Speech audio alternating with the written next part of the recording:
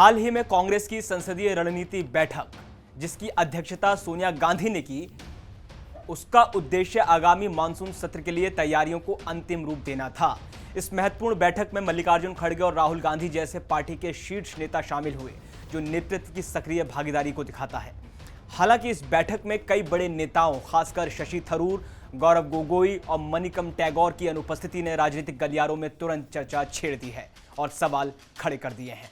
नमस्कार, स्वागत है आपका आय ऑन भारत पर। मैं हूं आपके साथ कमल मिश्रा। पार्टी सूत्रों के अनुसार थरूर ने व्यक्तिगत कारणों का हवाला देते हुए अपनी अनुपस्थिति, अपनी गैरहाजिरी की सूचना पहले ही दे दी और बताया गया था कि वे लंदन में हैं। लेकिन इस आधिकारिक स्पष्टीकरण के बावजूद उनकी गैरहाजिरी ने उनके और पार्टी नेतृत्व के बीच चल रहे तनाव की अटकलों को कम नहीं किया है। यह एक साधारण अनुपस्थिति से कहीं अधिक है।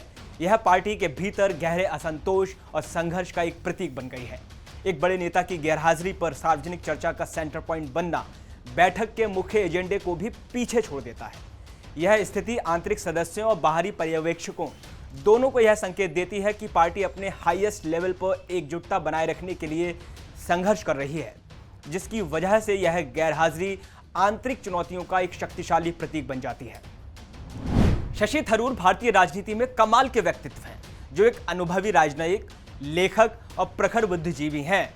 उन्होंने संयुक्त राष्ट्र में दशकों तक सेवा की है, जहां वो महासचिव पद के लिए भी उम्मीदवार रहे, जिसके बाद उन्होंने भारतीय राजनीति में प्रवेश किया और तिरुवनंतपुरम से 4 बार सांसद चुने गए। उन्हें उनकी बौद्धिक गंभीरता, कम्युनिकेशन और स्पेसिफिक कम्युनिकेशन स्टाइल के लिए जाना जाता है, जिसे अक्सर थरूरिज्म कहा जाता है। ये स्टाइल उन्हें इंटरनेशनल और डोमेस्टिक दोनों मंचों पर एक महत्वपूर्ण सार्वजनिक उपस्थिति और अपील देता है। उनकी यह खास पहचान उन्हें एक ग्लोबल थिंकर और एक जमीनी राजनीतिक कार्यकर्ता दोनों के रूप में दिखाती है, जो खास तौर से शहरी, शिक्षित और प्रवासी भारतीयों के बीच लोकप्रिय हैं। उनकी गैरहाजिरी या हाजिरी किसी भी कम प्रसिद्ध व्यक्ति की तुलना में अधिक मायने रखती है। उनकी गैरहाजिरी विशेष रूप से एक रणनीतिक बैठक से पार्टी की मुख्य योजनाओं से संबंधित अलगाव का संकेत देती है, जिससे यह स्थिति पार्टी के भीतर की समस्याओं को और उजागर करती है, पार्टी के अंतर्कलह को दिखाती है। यह रिपोर्ट, यानी यह जो वीडियो आप देख रहे हैं, ये केवल शशि थरूर की गैरहाजिरी का जिक्र करने से आगे बढ़कर है। एक इंटेंसिव रिसर्च हम आपको प्रोवाइड करा रहे हैं। यदि थरूर जैसा कद और अपील वाला व्यक्ति कांग्रेस पार्टी से स्थायी रूप से अलग हो जाए, यानी हमेशा के लिए अलग हो जाए, तो इसका पार्टी पर क्या बड़ा प्रभाव पड़ेगा, ये एक बड़ा सवाल है। शशि थरूर की इस गैरहाजिरी को सिर्फ एक पारिवारिक मसला मान लेना बड़ी भूल होगी। दरअसल उनकी पार्टी से रिश्ते पहले से ही तनावपूर्ण थे, स्ट्रेसफुल थे। केरल में उनकी खुद की पकड़ बेहद मजबूत है और वो कांग्रेस की बौद्धिक ताकत माने जाते हैं। इसलिए उनकी हर हरकत पार्टी की एकता और छवि दोनों पर सीधा सीधा असर डालती है। आइए एक नजर डालते हैं थरूर के कांग्रेस के साथ स्ट्रेसफुल रिलेशंस और असंतोष के इतिहास पर। थरूर के कांग्रेस नेतृत्व के साथ संबंधों में तनाव तब काफी बढ़ गया जब उन्होंने मल्लिकार्जुन खड़गे के खिलाफ पार्टी अध्यक्ष का चुनाव लड़ने का फैसला किया। आपको वो खबरें याद होंगी, किस तरीके से मीडिया में इस खबर ने जगह बनाई थी। इस कदम को कई लोगों ने हाईकमांड की पसंद के लिए चुनौती के रूप में देखा, जिससे गांधी परिवार के वफादारों के बीच कथित तौर पर असहजता पैदा हुई।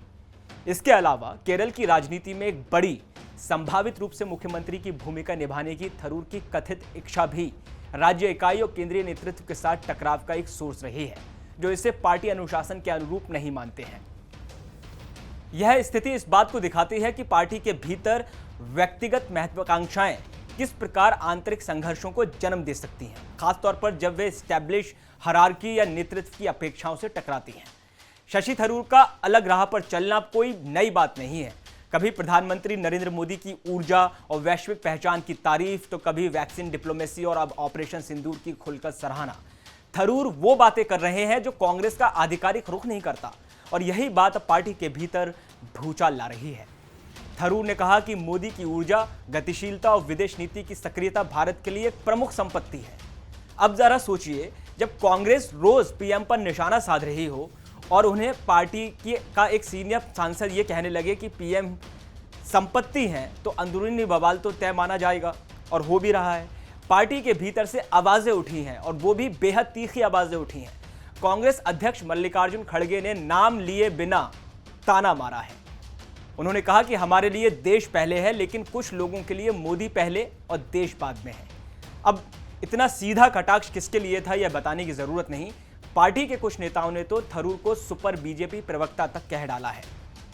शशि थरूर भले ही विवादों में घिरे रहते हों, लेकिन केरल की राजनीति में उनका जलवा बरकरार है। तिरुवनंतपुरम से लगातार 4 बार चुनाव जीत चुके थरूर को कांग्रेस का सबसे आकर्षक और उम्मीदों वाला चेहरा माना जाता है। खासकर महिलाओं, मध्यम वर्ग, नायर समुदाय और युवाओं के बीच उनकी पकड़ जबरदस्त है और यही वजह है कि बीजेपी भी उनकी लोकप्रियता को टक्कर देने की कोशिश में लगी है। ताजा सर्वे उन्हें यूडीएफ की ओर से मुख्यमंत्री पद के लिए सबसे मजबूत दावेदार बता रहे हैं। उनका करिश्मा ऐसा है कि बूढ़े मतदाता भी उन्हें पसंद कर रहे हैं। 2 कार्यकाल से चल रही सत्ता विरोधी लहर के बीच थरूर कांग्रेस के लिए एक्स फैक्टर बनकर उभरे हैं, जो अगले चुनाव में पासा पलट सकता है। शशि थरूर की बढ़ती लोकप्रियता और मुख्यमंत्री बनने की संभावनाओं ने केरल कांग्रेस में खलबली मचा दी है। खुद पार्टी के वरिष्ठ नेता के मुरलीधरन ने उनकी वफादारी पर सवाल उठाते हुए कहा कि पहले थरूर तय करें कि वो किस पार्टी में हैं। थरूर की कुछ टिप्पणियां, जैसे एलडीएफ सरकार की स्टार्टअप नीति की तारीफ करना, कांग्रेस की विरोधी भूमिका में मेल नहीं खाती हैं, जिससे उन्हें अंदर ही अंदर तीखी आलोचना झेलनी पड़ी। वहीं इजरायली राजदूत के एक कार्यक्रम में उनकी मौजूदगी, यानी शशि थरूर की मौजूदगी, उस वक्त और विवादित हो गई जब सोनिया गांधी ने ठीक 2 दिन पहले ही इजराइल की आलोचना की थी, जिसमें IUML जैसे बड़े सहयोगी नाराज हो गए। आरएसपी को भी थरूर के इमरजेंसी पर लेख से आपत्ति हुई। ये घटनाएं दिखाती हैं कि थरूर की खुली सोच, अलग लाइन कांग्रेस और उसके सहयोगियों के बीच तनाव पैदा कर रही है। अगर थरूर पार्टी छोड़ते हैं तो इससे न सिर्फ कांग्रेस कमजोर होगी, बल्कि यूडीएफ गठबंधन की एकता भी हिल सकती है, खासतौर पर एक ऐसे राज्य में जहां गठबंधन की राजनीति निर्णायक भूमिका निभाती है। शशि थरूर की कांग्रेस से दूरी को लेकर माना जा रहा है कि वे सबसे पहले कांग्रेस वर्किंग कमेटी CWC से इस्तीफा देकर अपने इरादे साफ कर सकते हैं और इसके बाद पार्टी छोड़ना भी एक बड़ा कदम हो सकता है। कांग्रेस वर्किंग कमेटी से हटना प्रतीकात्मक तौर पर कांग्रेस के शीर्ष नेतृत्व से मोह भंग का संकेत होगा। अब सवाल यह उठता है कि अगर थरूर कांग्रेस छोड़ते हैं तो उनका अगला कदम होगा क्या। चर्चा सबसे ज्यादा इस बात की है कि वे भाजपा में जा सकते हैं, लेकिन यह तभी मुमकिन है जब भाजपा और खुद प्रधानमंत्री मोदी उन्हें कोई पक्की भूमिका देने का भरोसा दें। कुछ रिपोर्ट्स में तो विदेश मंत्री या उपराष्ट्रपति जैसे हाई प्रोफाइल पदों की भी चर्चा हुई है। भाजपा पहले ही थरूर की मोदी की तारीफों को कांग्रेस के खिलाफ एक थरूर शील्ड की तरह इस्तेमाल करती रही है, जो बताता है कि उन्हें कितना रणनीतिक रूप से उपयोग किया जा सकता है।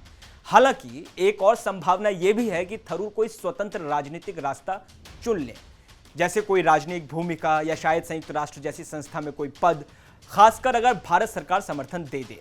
लेकिन केरल में कोई अपनी क्षेत्रीय पार्टी शुरू करना फिलहाल काफी असंभव माना जा रहा है। लेकिन पूरा लब्बो-लबाब यह है कि थरूर की अगली चाल कांग्रेस के लिए नहीं, भारतीय राजनीति के लिए भी एक बड़ा मोड़ साबित हो सकती है। कांग्रेस की दुविधा अब यह है कि थरूर को संभाला कैसे जाए। थरूर को केरल और राष्ट्रीय राजनीति में अनावश्यक रूप से हटाया नहीं जा सकता। उनके पास केरल में मध्यम वर्ग, मिडिल क्लास जिसको हम कहते हैं, महिलाओं और खासकर नायर समुदाय का जबरदस्त समर्थन है।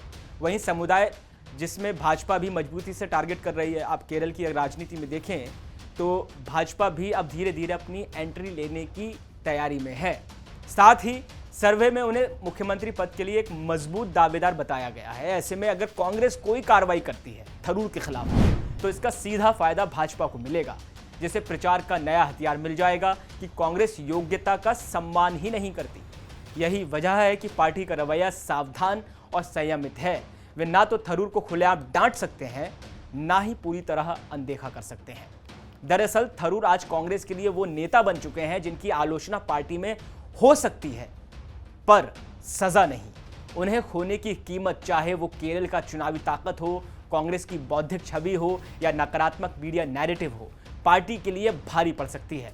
इसी वजह से थरूर की सीमाएं पार करने की छूट मिल जाती है, क्योंकि कांग्रेस जानती है कि उनका नुकसान सह पाना उससे ज्यादा कठिन होगा जितना उनका असंतोष झेलना। एक सवाल, थरूर के बाद कांग्रेस का क्या होगा? अब आगे क्या करना होगा? सवाल सिर्फ अनुशासन का नहीं है, पार्टी की रणनीति का बन जाता है। कांग्रेस बार बार हाई प्रोफाइल नेताओं को खोती जा रही है, जिससे उसका वोट बैंक और छवि दोनों कमजोर हो रहे हैं। अब समय है कि कांग्रेस सिर्फ नुकसान को कम करना बताए बल्कि असली इलाज करे।